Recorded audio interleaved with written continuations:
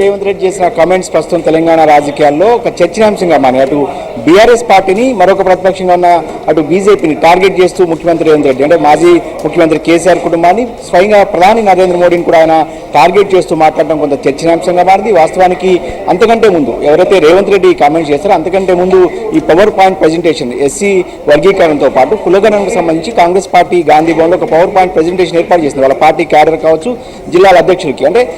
ఈ అంశాలను బలంగా ప్రజలకు తీసుకెళ్లాలనేది కాంగ్రెస్ పార్టీ ఉద్దేశం. ఈ వేదిక మీదనే పిసిసి అధ్యక్షుడు ఉన్న మహేష్ కుమార్ గౌడ్ కూడా మాట్లాడుతూ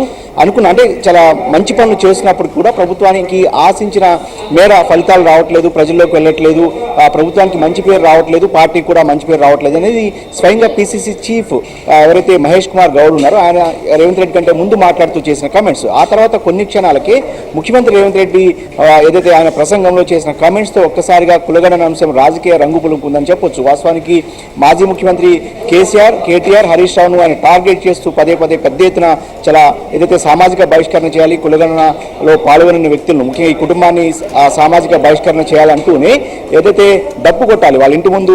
కులగణనలో పాల్గొనాల్సిందిగా జనజీవన స్రవంతిలో కలిసే విధంగా డప్పు కొట్టాలని కూడా ఒక పిలుపునిచ్చారు. ఇదే అంశం ప్రస్తుతం అటు బీఆర్ఎస్ పార్టీ వర్గాల్లో పాటుగా ప్రజల్లో కూడా కొంత చర్చనాంశంగా ఉంది. ఇక బీజేపీ విషయానికి వస్తే వాస్తవానికి ప్రధాని నరేంద్ర మోడీ అంటే ఈ రాష్ట్రానికి సంబంధించిన వ్యక్తి కానప్పటికీ కూడా ఉద్దేశపూర్వకంగా వ్యూహంలో భాగంగానే ఏదైతే ఒక రాజకీయ వ్యూహంలో భాగంగానే రేవంత్ రెడ్డి ప్రధానమంత్రి మోడీని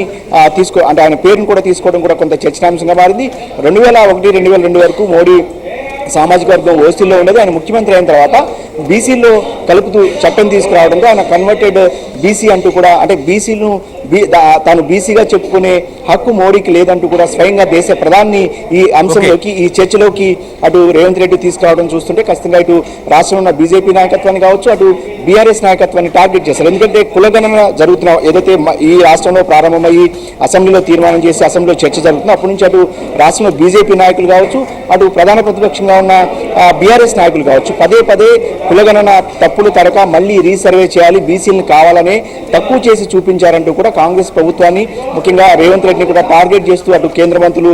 బండి సంజయ్ కావచ్చు, కిషన్ రెడ్డి కావచ్చు, ఇటు ప్రధాన ప్రతిపక్షంలో ఉన్న ప్రధాన నాయకులు హరీష్ రావు కావచ్చు, కేటీఆర్ కావచ్చు పదే డిమాండ్ చేస్తారు రీసర్వే చేయాలి అనేది. సో దీని వెనుక అంటే ప్రభుత్వం ఆశించిన ఫలితం రాలేదు కాబట్టి ఖచ్చితంగా మళ్ళీ ఈ అంశాన్ని కనుక తీసుకుంటే రేవంత్ రెడ్డి ఉద్దేశపూర్వకంగానే వీళ్ళిద్దరిని అటు మాజీ ముఖ్యమంత్రి కేసీఆర్ కుటుంబాన్ని కావచ్చు, స్వయంగా దేశ ప్రధానిగా ఉన్న మోడీని కూడా టార్గెట్ చేస్తూ ఈ అంశంలోకి లాగడం ద్వారా కొంత చర్చలోకి ఈ అంశాన్ని ప్రజల్లోకి తీసుకెళ్ళినట్లయింది. సో మొత్తం మీద ఇది రేవంత్ రెడ్డి చాలా ఉద్దేశపూర్వకంగానే ఆయన ఈ కులగణన అంశంలో ఇటు ప్రధానంగా ఇటు బీజేపీ పార్టీని అలానే బీఆర్ఎస్ పార్టీని ఇరుకాటంలో పెట్టేటువంటి